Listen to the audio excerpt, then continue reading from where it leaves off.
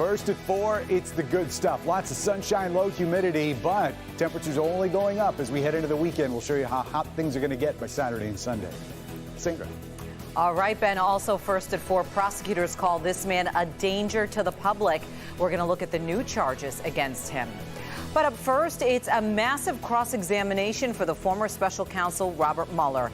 What we've learned from his testimony, we're live in D.C., first at 4. Live from downtown Detroit, Local 4 News First at 4 starts now. Good afternoon, everyone. I'm Sandra Ali in for Karen Drew today. Mueller's testimony started with a bang and ran late into the afternoon. Answering the very first question, Mueller dismissed President Trump's claims the Russia report exonerates the president. Mueller also told Congress he did not clear the president of obstruction. And he also made it clear Russian interference in U.S. elections is a serious threat to democracy. Right now, our Omar Jimenez is live in Washington with more on the testimony. Omar?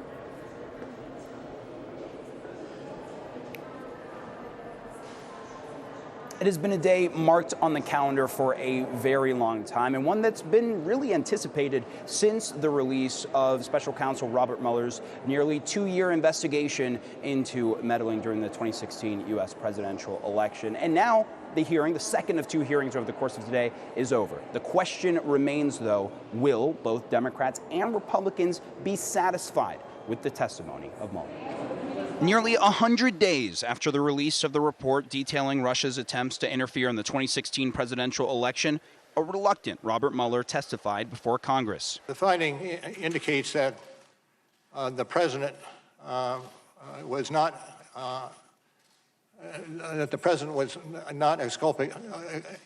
exculpated for the acts that he allegedly committed. Some Democrats seeing the testimony as a chance to build the case for impeachment. But Mueller says his investigation could not indict the president because of Justice Department guidelines. I believe a reasonable person looking at these facts could conclude that all 3 elements of the crime of obstruction of justice have been met. The reason, again, that you did not indict Donald Trump is because of OLC opinion stating that you cannot indict a sitting president, correct? That is correct. Hours later, the former special counsel amended his testimony. That is not the correct way to say it. We did not reach a determination as to whether the president committed a crime. The star witness refused to say if the president committed a crime and instead referred Congress to the findings of his 448-page report as Republicans pushed to close this chapter in American history. It's time for the curtain to close on the Russia hoax. The conspiracy theory is dead. Now, a lot of politics at play now, as you can imagine, in the aftermath of the hearing. For one, from the president, who does seem very pleased with how this testimony went. Now, outside of individual politics, there was an overarching theme that Mueller kept coming back to, and that's, he says, over the course of his career, he has seen many threats to the American democracy, but none, if few, have been as serious as the Russian efforts to meddle in our elections. And he says that is what every American should be paying attention to. Reporting live from Capitol Hill, I'm Omar Jimenez. Back to you. Thank you, Omar. And we'll have much more coverage of Mueller's testimony coming up tonight at 5, leading up to team coverage on NBC Nightly News with Lester Holt. That's coming up tonight at 6:30. Prosecutors called D'Angelo Martin a danger to the public, and they want him kept behind bars. Martin was in court today facing new charges in connection with kidnapping and the sexual assault of a 51-year-old Detroit woman last month. Martin is charged in another assault and is also a suspect in a serial killing case involving the deaths of 4 women. He has not been charged in any of those deaths. The judge ruled Martin will stay in jail and will be back in court sometime next week. Police are trying to figure out what happened when one man was shot at a Detroit gas station. This happened last night at the Shell gas station on West Warren, just off the Southfield Freeway on the west side. Surveillance shows an argument between the clerk and the 2 men inside the store. One of the men walks out without paying for several bags of chips. The clerk fires a shot, hitting the other man. He's in serious condition right now. We're going to take a closer look at the video and hear what station employees are saying about the shooting. That's ahead coming up tonight at 5. DTE now says 97% of the customers impacted by last weekend's storms now have their power turned back on. That leaves roughly 14,000 without power. DTE says they should have power restored by tonight. So if you did lose power over the weekend, you could be eligible for a $25 credit. We're going to have all that information posted for you. It's on our website, clickondetroit.com. Well, we've all been talking about it. First it was too cold, then it was too hot, too humid, and it looks like we might finally have that summer weather just right now. Ben Bailey, we're hoping for a happy medium here. This would be nice to repeat this pretty much ad infinitum, but unfortunately things will change. So this is some of the best stuff that we're going to see all week. But it's really not going to move far from these numbers. Temperatures right now at 80 at Metro. We've got some mid and upper 70s elsewhere, but it's that low humidity that makes all the difference. We've also got our eyes on what's going on up north. This is northern lower Michigan from Alpena to Cadillac. You can see there are some showers and they're moving to the south. So the question is, do they hold together by the time they get to us this evening? And right now, it does not look like that's going to be the case. Temperatures falling through the 70s and 60s. We'll talk about our next best chance of rain and how hot this weekend is going to get, all in a few minutes. Sandra? Thank you, Ben. Michigan Representative Paul Mitchell announces he will not be running for a third term in Congress next year. Mitchell, who currently represents part of Macomb County and also the folks in the Thumb region, made the announcement on the floor of the House. He says rhetoric has overtaken policy in D.C. these days, and he wants to spend more time with his family. We're going to talk with Mitchell this afternoon, and you'll hear from him coming up tonight at 6. Presidential politics took center stage today at the NAACP's National Convention right here in Detroit.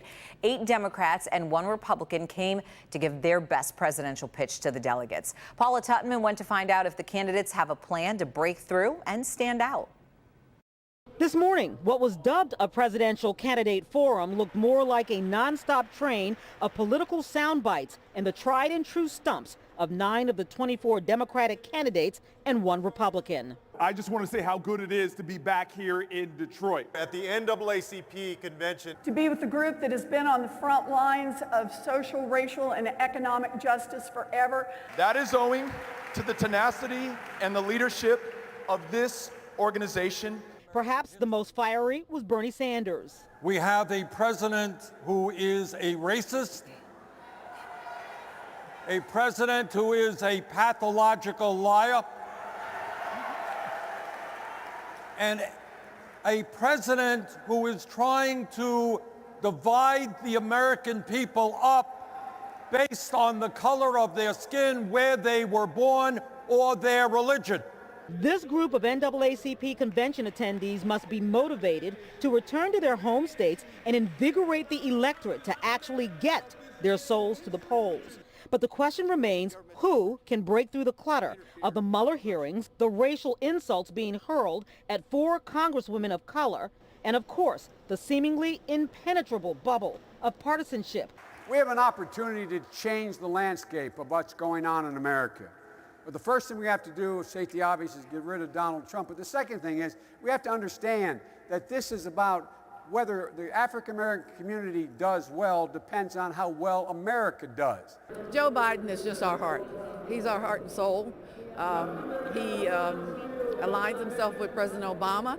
And Kamala Harris, who didn't seem to necessarily pierce through the crowd. The folks in this room are leading on all of those things that we know we must fight for. Education, housing, economic wealth, and security. But did appear to swim ahead of many of the others who seem to still be simply treading water. Because I think America is running out of time. No matter where you come from, no matter who you are, no matter the color of your skin. Unless the Republican Party in Washington expressly rejects the racism of Donald Trump, they're going to come to be universally viewed as the party of racism in America. I'm running for president because I believe that we need new energy with a new vision for the future of our country. But I think I really need to go back and do some research on whether they're walking their walk and talking their talk. I think that some of them can talk a big game.